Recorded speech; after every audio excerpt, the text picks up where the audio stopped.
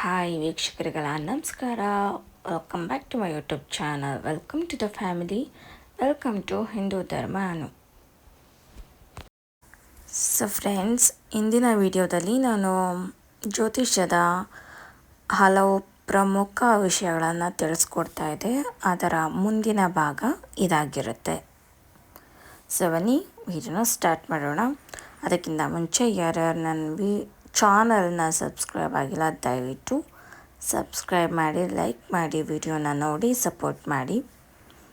ಮತ್ತಷ್ಟು ಹಲವಾರು ಜ್ಯೋತಿಷ್ಯದ ಮಾಹಿತಿಗಳನ್ನು ನಾನು ನಿಮಗೆ ಪ್ರತಿದಿನ ತಿಳಿಸ್ತಾ ಹೋಗ್ತೀನಿ. ಸೊ ವಿಡಿಯೋ ನೋಡೋಣ ಬನ್ನಿ. ನೋಡಿ, ಈಗ ಚಿತ್ರದಲ್ಲಿ ಕಾಣಿಸ್ತಾ ಇರ್ತಕ್ಕಂಥದ್ದು ಶಂಖದಲ್ಲಿ ಬಹಳಷ್ಟು ವಿಧಗಳಿವೆ. ಸೊ ಎಲ್ರಿಗೂ ಕಾಮನಾಗಿ ಏನು ಗೊತ್ತಪ್ಪ ಅಂದರೆ, ಲಕ್ಷ್ಮೀನಾರಾಯಣ ಕಟಾಕ್ಷಕ್ಕಾಗಿ ನಾವು ಮನೆಯಲ್ಲಿ ಶಂಖವನ್ನಿಟ್ಟು ಪೂಜಿಸೋದ್ರಿಂದ ಬಹಳಷ್ಟು ಅಭಿವೃದ್ಧಿಯಾಗುತ್ತೆ ಅಂತ ಎಲ್ರಿಗೂ ಗೊತ್ತಿರ್ತಕ್ಕಂಥ ವಿಷಯ.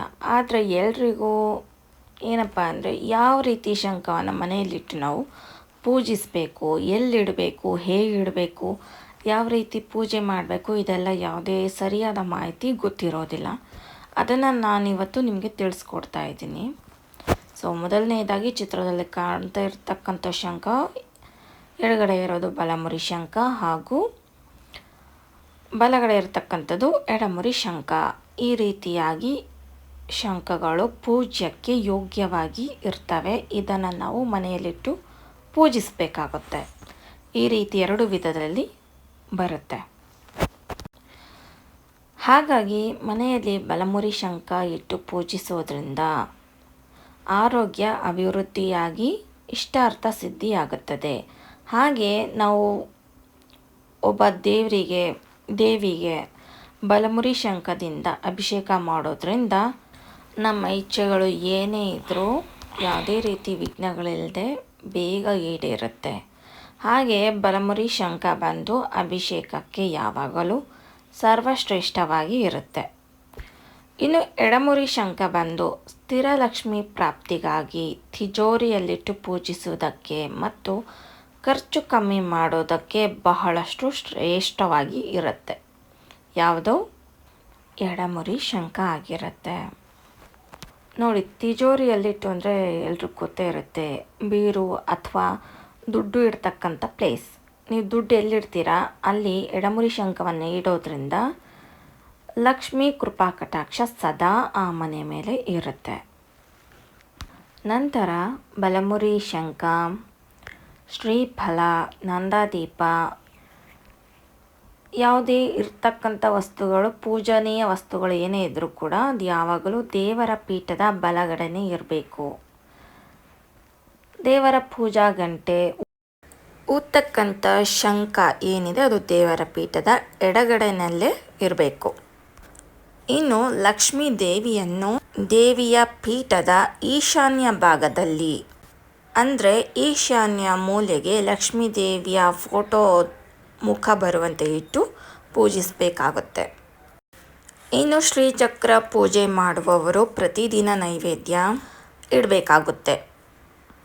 ಹಾಗೆಯೇ ಅಷ್ಟಮಿ, ನವಮಿ, ತ್ರಯೋದಶಿ ಮತ್ತು ಪೌರ್ಣಮಿ ದಿನದಂದು ಅಂದರೆ ಹುಣ್ಣಿಮೆ ದಿನ ವಿಶೇಷವಾದಂಥ ಪೂಜೆ ಹಾಗೂ ನೈವೇದ್ಯವನ್ನು ಕಂಪಲ್ಸರಿಯಾಗಿ ಅರ್ಪಿಸಬೇಕು.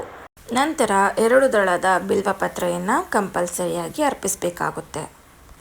ಇನ್ನು ದೇವರಿಗೆ ವಿಶೇಷವಾಗಿ ದೀಪ ಹಚ್ಚುವಾಗ ಈಗೆಲ್ಲ ಬಂದುಬಿಟ್ಟಿದೆ, ಎಲೆಕ್ಟ್ರಿಕ್ ದೀಪಗಳಾಗಿರ್ಬೋದು, ಮತ್ತು ನೀರು ಹಾಕಿದರೆ ದೀಪಗಳು ಉರಿಯುತ್ತೆ. ಇಂಥ ದೀಪಗಳು ಶಾಸ್ತ್ರಗಳಲ್ಲಿ ನಿಷಿದ್ಧ. ಹಾಗೂ ಅದು ಶಾಸ್ತ್ರದಲ್ಲಾಗಿರ್ಬೋದು, ಪೂಜೆದಲ್ಲಾಗಿರ್ಬೋದು ಗಣನೆಗೆ ನಾವು ತೆಗೆದುಕೊಳ್ಳೋದಿಲ್ಲ. ನಂತರ ಕಾಮಾಕ್ಷಿ ದೀಪವನ್ನು ದೇವರ ಪೀಠದ ಈಶಾನ್ಯ ಭಾಗದಲ್ಲಿ ದೀಪಗಳನ್ನು ಉರಿಸೋದ್ರಿಂದ ಶುಭ ಫಲ ಬೇಗ ದೊರೆಯುತ್ತದೆ. ಇನ್ನು ಈ ದೀಪಗಳನ್ನು ಉರಿಸಬೇಕಾದ್ರೆ ದೀಪಗಳನ್ನು ಯಾವಾಗಲೂ ಮಣೆ ಮೇಲೆ ಇಟ್ಟಿರಬೇಕು, ಅಥವಾ ಅಕ್ಷತೆಯನ್ನು ಹಾಕಿ ಆದರೂ ದೀಪಗಳನ್ನು ಇಡಬೇಕು. ಅದು ಆಗದಿದ್ದ ಪಕ್ಷದಲ್ಲಿ ರಂಗೋಲಿ ಹಾಕಿ ಅದರ ಮೇಲೆ ದೀಪಗಳನ್ನು ನಾವು ಹಚ್ಚಬೇಕು. ಖಾಲಿ ನೆಲದ ಮೇಲೆ ಯಾವತ್ತೂ ಕೂಡ ದೀಪಗಳನ್ನು ಹಚ್ಚಬಾರ್ದು. ಇನ್ನು ಕೊನೆಯದಾಗಿ ಮುಸ್ಸಂಜೆ ಹೊತ್ತು ಮಲಗೋದು ಅಥವಾ ಅಳೋದು, ಜಗಳ ಮಾಡೋದು ಇದೆಲ್ಲ ಮನೆಗೆ ಅಶುಭ. ಇನ್ನು ಮುಸ್ಸಂಜೆ ಹೊತ್ತಿನಲ್ಲಿ ಹಾಲು ಅಥವಾ ಮೊಸರನ್ನು ಕೊಡೋದು ಅದು ಕೂಡ ಮನೆಗೆ ಅಶುಭ.